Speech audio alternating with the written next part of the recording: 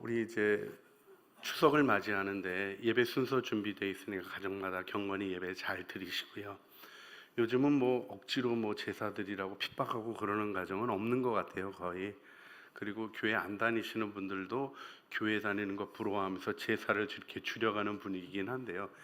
옛날에는 예수 안 믿어도 제사 드려야 된다 그래서 참 어려운 일이 있었잖아요. 그래서 우리가 한 20년 전에는 전략으로 생각했던 게 밤새도록 열심히 일하고 쓰러진다, 이런 전략도 우리가 같이 나누고 그랬습니다만은, 모든 일에 이렇게 사랑이 담겨지게 하고 귀히 여기는 마음이 있는 게 중요한 것 같습니다.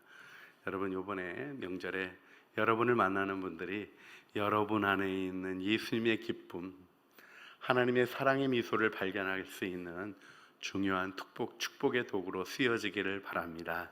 할렐루야. 그래서 우리 옆에 있는 분 뵙고 우리가 먼저 한번 연습해 보겠습니다. 우리 집사님, 권사님, 사랑하는 형제님, 자매님 뵈니 마치 하나님을 뵌 듯합니다. 인사해 주시겠습니다. 네, 우리는 하나님을 드러내도록 부름받은 축복받은 하나님의 백성들입니다. 오늘 성전과 기도라는 제목으로 하나님의 말씀 생각하는데요.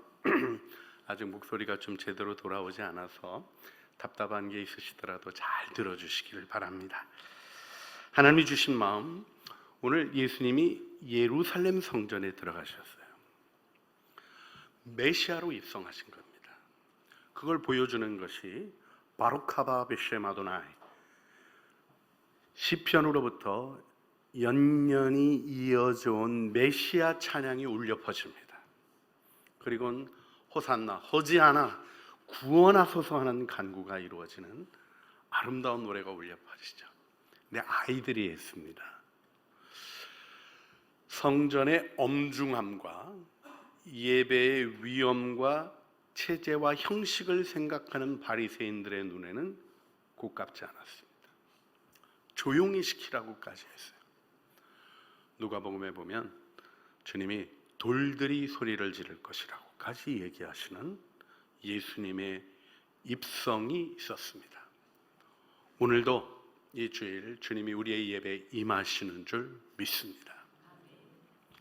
주님의 임재를 우리 구약의 예배의 책이며 거룩함을 가르쳐 주시는 레위기를 통해서 보면 인간의 세 상태를 생각해야 합니다. 인간은 하나님 앞에서 죄를 져 부정한 상태가 되어 있든지, 제사를 통하여, 예배를 통하여, 속죄의 제사를 통하여 성결해져 있든지, 이 둘 중에 하나의 상태를 경험하게 되어 있습니다. 그런데 하나님의 임재가 있으면 어떻게 됩니까?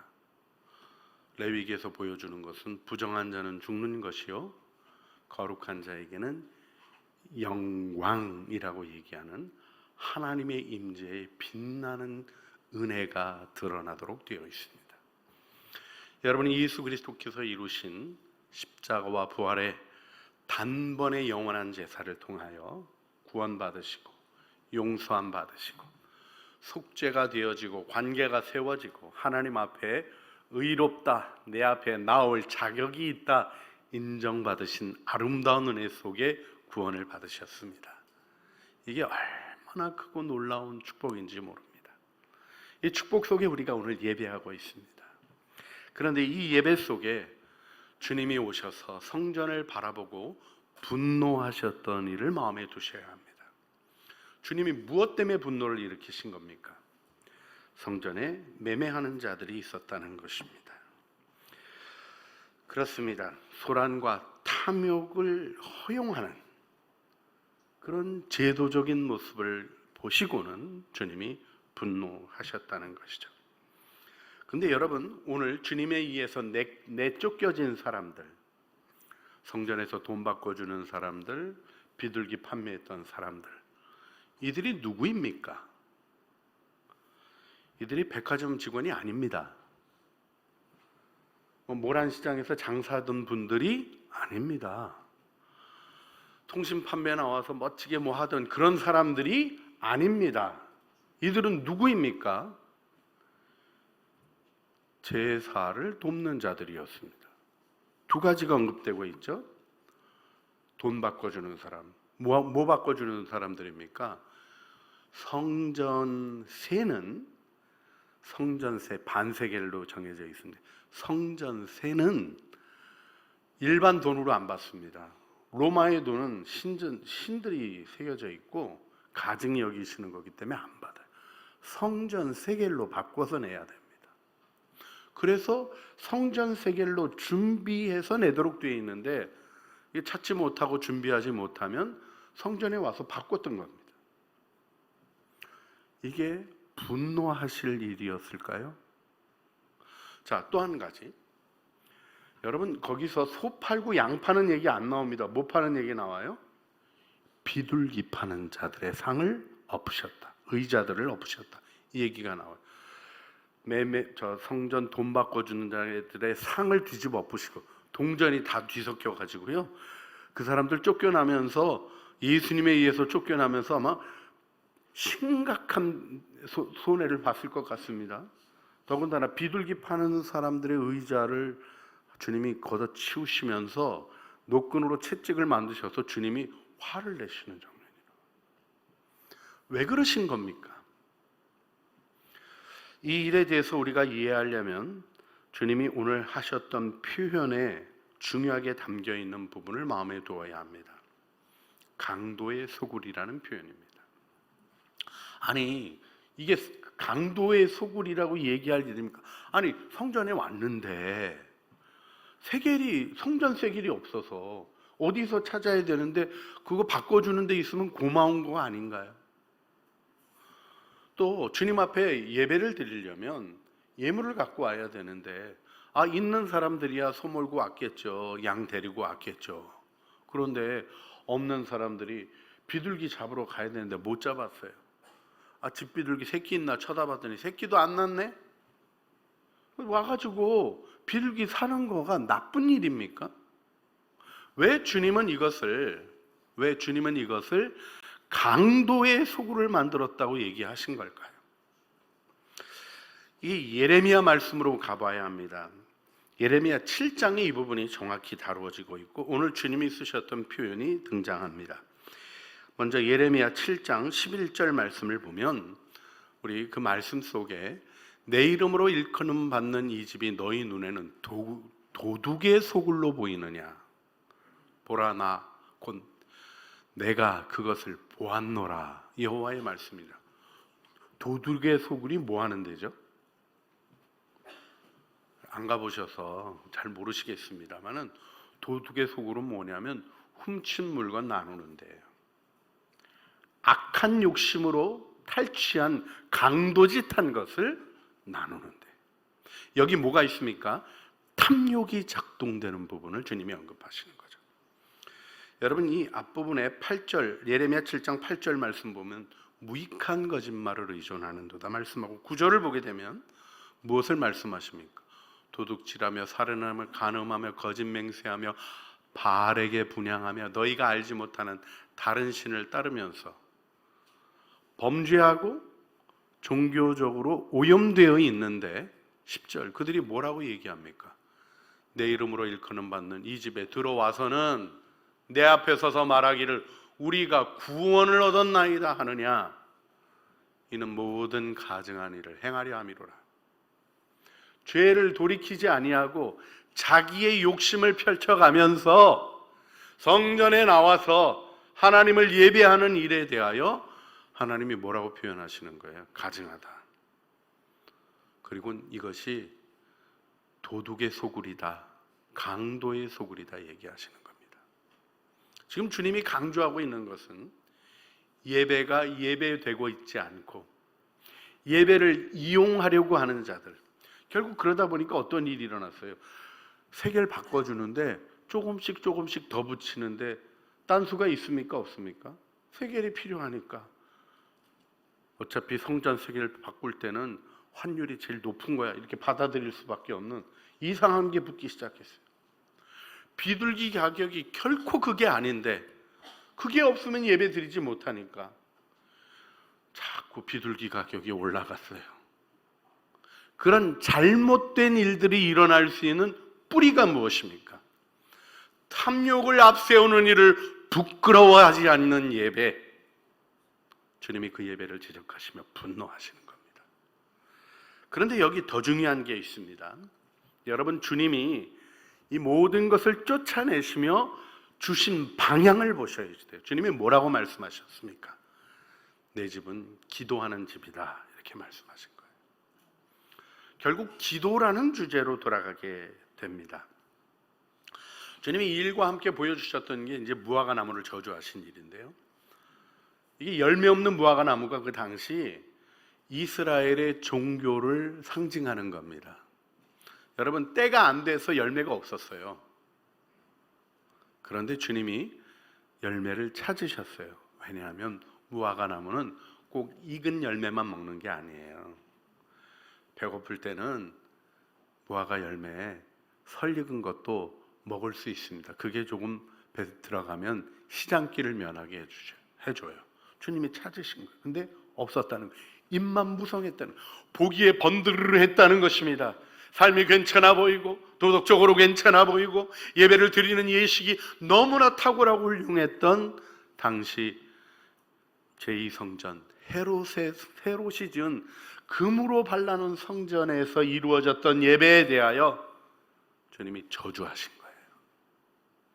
그런데 이 저주하니까 나무가 확 말라서 죽었어요. 제자들이 깜짝 놀라고 얘기하니까 주님이 그때 하셨던 말씀이 무엇입니까? 너희들이 그 기도하고 이루어진 줄로 믿으면 그대로 되겠다. 다시 기도 얘기로 가죠. 중요한 게 기도라는 걸 다시 강조해주고 계신 겁니다. 자, 우리가 기도에 대해서 오해하는 것들이 많이 있습니다. 여러분, 오늘 기독교의 기도와 세상의 기도와의 차이를 분명히 구분하실 수 있기를 바랍니다. 여러분, 우리 기도라는 말이 교회에만 있나요? 딴 데도 있나요? 불교에 가면 기도라는 말 없죠? 아니에요. 우리보다 훨 많아요. 무슨 100일 기도가 교회 기도입니까? 어디 딴 데 겁니까? 잘 모르시는 분들이 있더라고요. 어떤 교회는 교회에서 또 100일 기도를 해요. 제가 아주 너무 놀랐던 적이 있습니다. 1000번제는 어디 거죠? 그거는 이제 성경에 나오는 거예요. 그죠? 솔로몬이 1000번제 드린 거. 솔로몬이 드렸지 아니요. 제가 딴 얘기 하고 싶지 않습니다. 1000번제 할 수 있죠. 근데 이게 뭔지를 기억하셔야 돼요. 여러분, 세상의 기도와 교회의 기도의 차이가 무엇인가를 이해하지 않는 채로 기도하시면 여러분들이 속하여 있는 문화적 속성에 따른 기도를 드리면서 기독교의 신앙의 행위를 하고 있다고 오해할 여지가 있어요. 그래서 오늘 본문 말씀과 더불어 우리가 하나님이 우리에게 주시는 일을 잘 기억했으면 좋겠는데요. 주님이 오늘 말씀하실 때쯤 기도하는 집이다 하는 이 표현이 사실 이사야에 나오는 표현이거든요. 이사야 56장 7절을 보게 되면 이방인들이 주께 나오는 것과 더불어 그들이 이방인을 얘기합니다. 내가 곧 그들을 나의 성산으로 인도하여 기도하는 내 성전에서 그들을 기쁘게 할 것이며 그들의 번제와 희생을 나의 제단에서 기꺼이 받게 되리니 이는 내 집이 만민이 기도하는 집이라 일컬음이 될 것임이라. 주님이 이렇게 말씀하셔요. 자, 요즘 우리가 묵상했던 열왕기상 8장에 성전 완성을 하고 드리는 솔로몬의 기도가 있죠. 하나님의 임재를 간구하고 견고한 왕권을 위하여 기도합니다. 그리고 응답과 죄의 용서를 위한 중요한 기도를 하면서 이 열왕기상 8장 31절로부터 53절을 보게 되면 중보 기도가 쭉 7개가 등장해요. 분쟁에 대한 기도, 패전에 대한 기도, 또 가뭄에 대한 기도, 재앙과 질병에 대한 기도, 이방인의 간구에 대한 기도, 전쟁에 대한 기도, 포로에 대한 기도. 근데 재밌는 게 뭐냐면, 특이한 게 뭐냐면 이 종교와 상관없는 이방인들의 기도를 언급하는 부분이에요. 여러분, 지금 다른 기도는 분쟁, 패전, 가뭄, 재앙 다 기도해야 될 기도 제목이잖아요. 그런데 솔로몬 성전이 지어지고 솔로몬이 기도하는데 이방인들이 이전을 향하여 기도할 때 들어주십시오 하는 이야기를 하고 있어요. 여러분, 이 말씀은 성경 전체를 읽은 사람만 이해하는 말씀입니다. 출애굽할 때 내가 너희를 제사장 나라가 되게 하겠다는 말씀, 그 전으로 돌아가 보게 되면 창세기 12장에 너는 복이 되어라, 너로 말미암아 열방이 복을 얻을 것이라는 하나님의 마음을 아는 기도가 아니면 이 이방인에 대한 기도를 이해하기가 어렵습니다. 더 중요한 것, 주님이 내 집은 만민이 기도하는 집이라고 일컬음이 될 것이라는 얘기를 하시는 거죠. 여러분, 성전은 기도의 집입니다. 기도하는 집이며 만민을 위한 기도의 집이 되어집니다. 이게 뭘 얘기하는 거예요? 여러분, 이방인들이 왜 성전에 기도합니까? 자기 신전들이 있는데. 보니까 예수쟁이들이 좀 다른 거예요. 여러분, 우리가 신앙생활을 제대로 했던 시대로 좀 돌아가야 됩니다. 요즘 좀 많이 망가졌다는 거 우리도 알고 있잖아요. 교회에 나오면서도 세상 욕심 같이 가지고 있는 걸 하나도 부끄러워하지 아니하는 이상한 시대를 저희들 살아가고 있습니다만은, 예수님 믿고 신앙을 고백했던 그때에는 이상한 사람들이었어요. 신앙 때문에 목숨을 내놓는 말도 안 되는 일을 하는 사람들, 병들고 가난한 자들을 위하여 자기를 희생하는 좀 이상한 바보들이었어요. 그런데 보니까 그들이 기도하는 거가 이루어지는 걸 보는 거죠. 하나님 앞에 가지고 있는 소원을 가지고 있는 거를 보게 되는 삶이, 그 당시 로마 시대만 해도 그래요. 길이 한 2, 3m밖에, 폭이 가까워서 시장에서는 건너편, 길 건너편에 있는 사람들의 삶의 얘기를 다 알고 있는 거예요. 될 것 같지 않는 것을 기도하는데 이루어지는 게 보여지는 거죠. 와, 이 신이 정말 사람을 사랑해 주는 신이구나 하고 알게 되는 거죠. 여러분, 우리의 기도와 응답의 증거가 내가 기도했더니 아파트 주셨습니다, 뭐 이런 거 얘기하는 게 아니에요. 내가 사업에 어려웠는데 기도했더니 사업 성공했습니다, 이 얘기를 하나님이 원하시는 게 아니에요. 우리의 삶에 있는 어려움 속에서도 진실하게 주님을 바라보며 기도하는 삶 속에, 와, 하나님이 이들을 돌보시네, 그 신은 정말 다른 신이구나 하고 느껴지는 이방인들이 어려움 가운데서, 고통 가운데서, 그래도 참 너그러운 신, 그 기독교의 신이 있던데 하나님 저도 좀 불쌍히 여겨주지 않으시겠습니까? 그럴 때 성전을 향하여 기도하면 응답되겠다고 얘기하신 거예요. 무엇을 말씀하시는 겁니까? 하나님의 사랑이 증거되는 우리의 삶을 이야기해 주고 계시는 거예요. 여기 우리가 다시 한번 기도를 정립해야 하는 부분이 있습니다.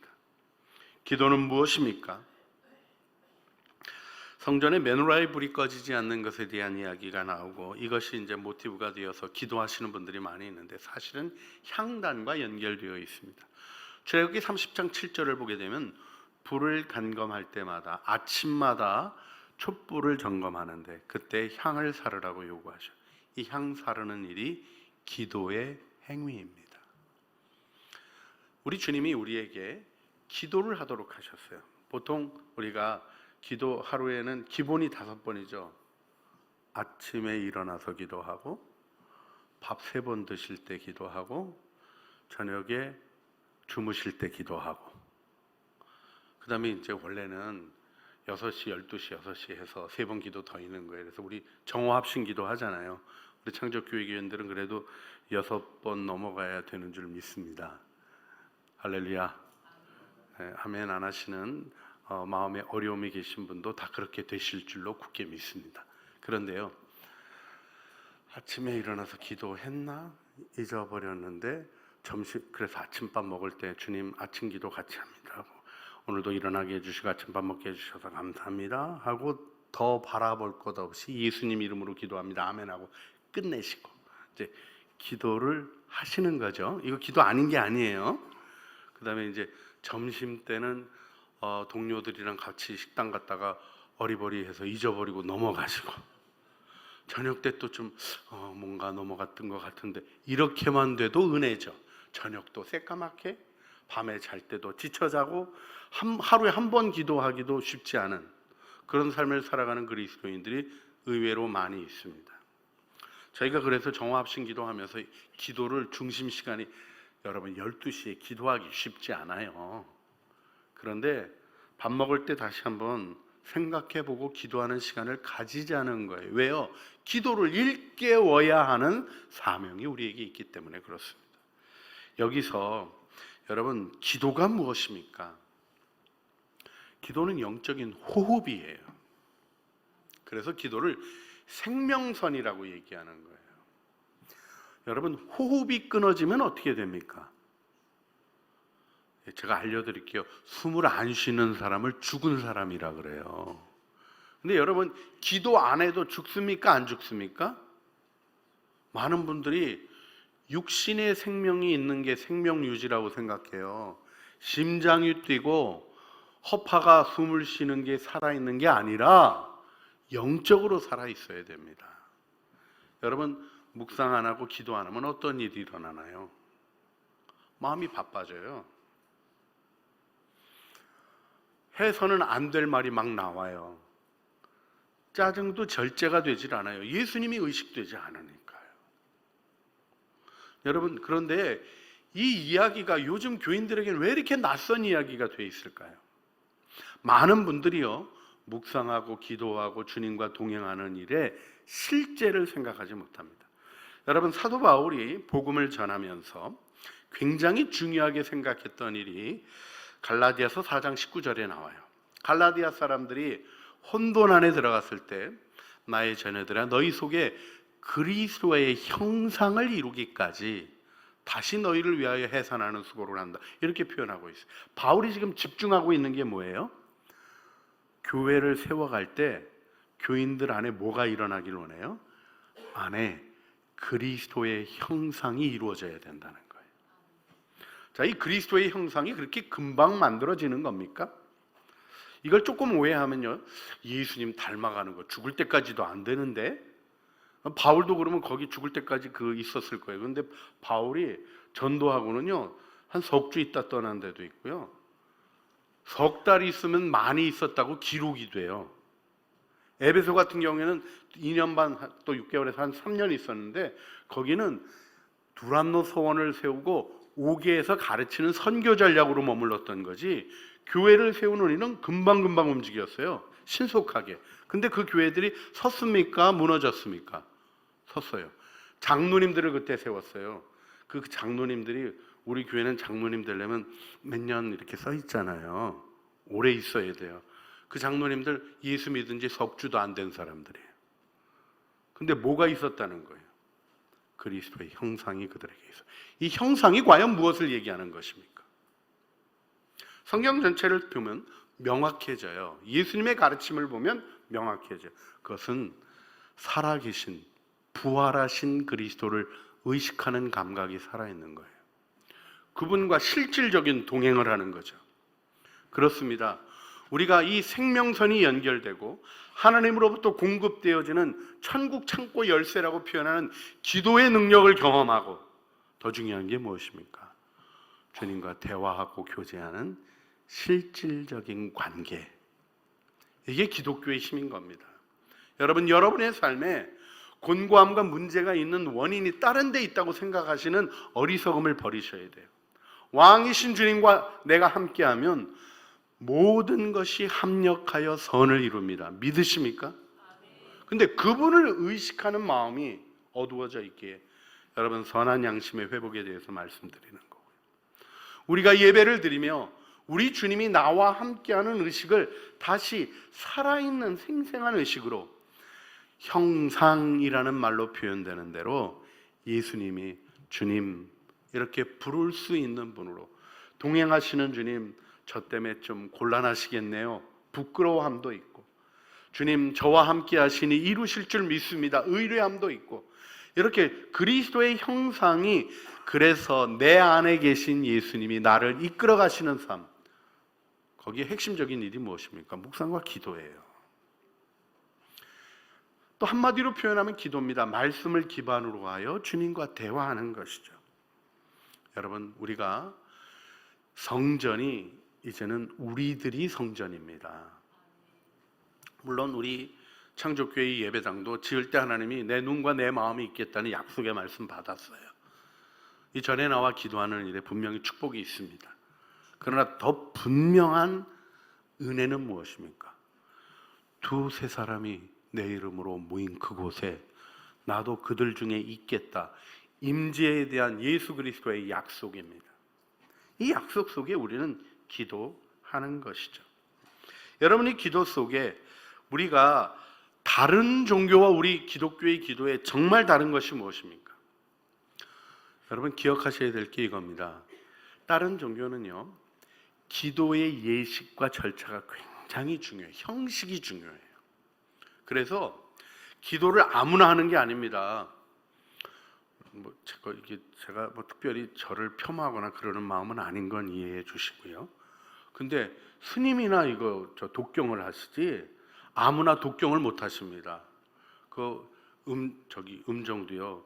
예배 시간이라 도무지 따라할 마음이 없습니다만은 제가 이렇게 이해하는 톤과 이 표현들이 있어요. 그리고 우리나라 독경하는 거가 또 특별히 동양에서는 좀 특이한 형태로 바람일다경 같은 거는 우리나라식으로 읽어가는 그런 거 다른 나라들 제대로 하지 못합니다. 굉장히 섬세하게 발달한 것이 있어요. 로마의 종교도 마찬가지입니다. 단어 하나가 틀리면 제사가 무효가 되는 거예요. 그걸 누가 합니까? 잘 훈련받은 종교인이 하는 거예요. 딴 사람들은요, 종교인이 써준 것 따라 읽는 거예요. 그런데 교회는 어떻게 기도하라 그러죠? 세상에 그분이 기도하는 기도가 무슨 소린지 알아듣지도 못하고 기도하시는 경우도 있잖아요. 근데 그거 기도 아니라고 안 그럽니다. 왜요? 하나님은 형식을 보시는 분이 아니라 마음을 살피시는 분이시기 때문에 그렇죠. 기도에서 중요한 것은 주님 앞에 진실하게 드리는 마음의 소원입니다. 근데 이 형식과 재물의 정성보다도 마음을 쏟는 기도에 대한 요청이 있는 걸 분명히 의식하셔야 돼요. 내가 1,000번 주님 앞에 헌금 드리면서 기도했으니까 내 기도 들어주시다. 솔로몬의 기도를 들어주셨으니까 내 기도도 들어주시겠지. 믿음을 일으키는 방법으로 도구로 사용하는 것에 대해서 반대할 마음은 없습니다만 1,000번째 드리면 응답되는 겁니까? 1만 번째 드려도 하나님 앞에 드리지 않으면 하나님이 받으십니까? 안 받으십니까? 마음을 쏟아내는 진실한 기도가 필요한 거예요. 겉으로 보여지는 모습 안에 자기를 감추지 않고 내 마음의 중심을 보시는 하나님 앞에. 그래서 사무엘상 1장 15절을 보게 되면 한나가 자기를 오해하여 책망하는 엘리에게 했던 얘기가 있어요. 나는 마음이 슬픈 여자라 포도주나 독주를 마신 것이 아니요. 같이 읽어볼까요? 여호와 앞에 내 심정을 통한 것뿐이니. 주님 앞에서 심정을 통했다는 거예요. 여러분 예레미야 애가 2장 19절도 중요하게 기도에 대해서 가르쳐 주십니다. 두 번째 줄 우리 같이 읽어볼까요?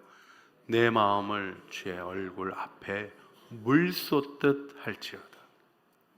여러분 회개가 물 쏟는 걸로 우리 미스바의 회개에서 나오잖아요. 있는 그대로를 꺼내놔야 되는 거예요. 감춤 없이 하나님 앞에 원망과 분노조차도 꺼내놓게 하신 거예요. 이해되어지지 않는 모습도 꺼내놓게 하신 거예요. 왜 내 삶에 이런 일이 있는지 답답하고 어려운 심정을 주님 앞에 쏟아놓게 하시는 거예요. 이것이 기독교 예배의 영광입니다.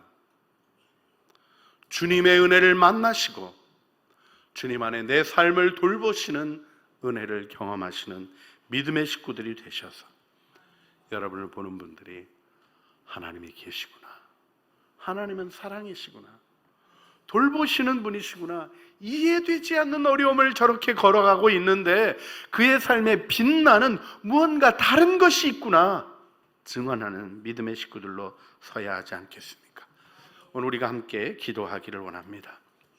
핵심은 기도가 무엇인가를 이해하는 것이 아니라 기도하는 것입니다. 기도를 가장 가로막는 것은 기도를 잘하려는 의식입니다. 주님 앞에 나와 솔직히 기도하며 하나님 앞에 기도를 드릴 때 주님은 우리의 기도를 들으십니다. 우리 함께 기도할 때 주님 나의 기도를 다시 한번 일으켜 주시고 주님 앞에 내 마음을 쏟아내며 드리는 기도가 다시 한번 세워지게 하여 주셔서 성전을 그리스도를 통하여 완성하신 하나님의 뜻이 내 삶에서 이루어지게 하여 주시옵소서. 우리 주여 한번 부르짖어 주님 앞에 기도하시겠습니다. 주여, 사랑과 은혜가 풍성하신 아버지 하나님, 오늘도 저희들 주님 앞에 나왔습니다. 마음을 쏟는 기도를 통하여 하나님을 경험하게 하시고 하나님의 은혜를 아는 은혜 속에 우리들의 삶이 하나님을 향한 증언이 되게 하여 주시옵소서. 하나님의 임재가 빛나는 영광 속에 예배하게 하십니다. 하나님 깨닫지 못하는 어둠을 밝혀주시고 하나님의 임재를 알아가는 양심의 회복을 허락하여 주시며 하나님의 거룩한 뜻을 이루어가는 영광 속에 우리의 기도가 하나님을 경험하는, 하나님을 증언하는 기도가 되게 하여 주시옵소서. 예수님 이름으로 기도합니다. 아멘. 우리 서로를 격려하며 나 자신을 세우며 고백의 찬양으로 드리시겠습니다.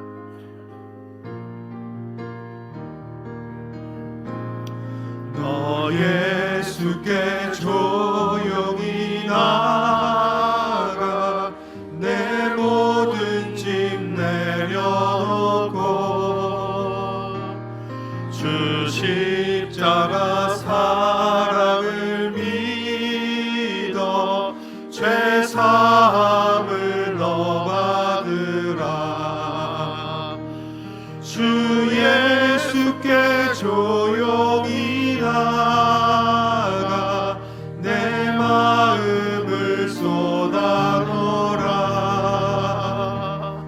늘 은밀히 보시는 주님, 그 은혜를 베푸시리. 주 예수의 은혜를 입어 내 슬픔이 없어지리. 내 이웃을 늘 사랑하여 너 받은 것 거저주라. 주 예수께 조용히 나아가 내 마음을 쏟아놓으라. 늘 은밀히 보시는 주님, 그 은혜를 베푸시리. 주 예수를 친구로 삼아 늘 내 옆에 모시어라. 그 영원한 생명샘 물에 내 마른 목 죽이어라. 주 예수께 조용히 나아가 내 마음을 쏟아놓으라. 늘 은밀히 보시는 주님, 그 은혜를 베푸시리. 너 주님과 사귀어 살며 내 생명이 넘치리라. 주 예수를 찾는 이 앞에 참 맑은 빛 비추어라. 주 예수께 조용히 나아가 내 마음을 쏟아놓으라. 늘 은밀히 보시는 주님, 그 은혜를 베푸시리. 너희가 기도할 때 무엇이든지 믿고 구하는 것은 다 받으리라. 이제는 우리 주 예수 그리스도의 은혜와 아버지 하나님의 사랑과 성령 하나님의 교통하심이 예수 그리스도 안에 이루어진 한 번에 영원히 이루신 온전한 제사와 우리를 부활하심으로 의롭다 하심으로 하나님 앞에 나아갈 길을 열어주신 은혜를 믿음으로 주님 앞에 마음을 쏟아내는 기도로 하나님을 경험하고 증언하기를 소원하는 사랑하는 주의 자녀들 머리머리 위에와 은혜로 주신 가족 식구들 가운데 수고하는 생업 위에 이제와 영원 무궁토록 함께 있어지기를 간절히 축원하옵나이다. 아멘.